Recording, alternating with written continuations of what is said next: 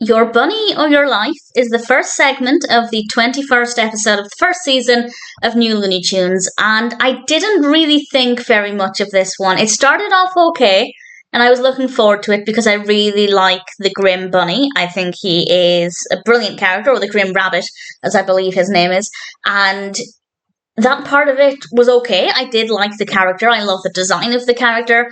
But the narrative was just a little bit dull. Bugs is trying to buy Squeaks a lottery ticket.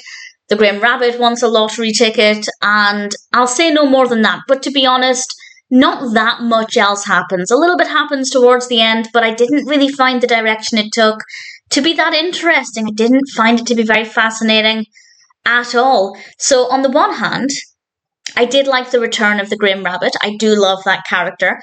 But the narrative itself was just kind of dull. And it's not that it couldn't work, because it sounded relatively fascinating. But I just feel like the execution was a bit, it just didn't really have a lot to offer. It kind of felt like, and I could be wrong about this, but it kind of felt like they wanted to include the Grim Rabbit in a story, and this was what the best they could come up with in the moment. And I just feel like the narrative was secondary to the character. And maybe I'm wrong about that, but certainly that's what it feels like.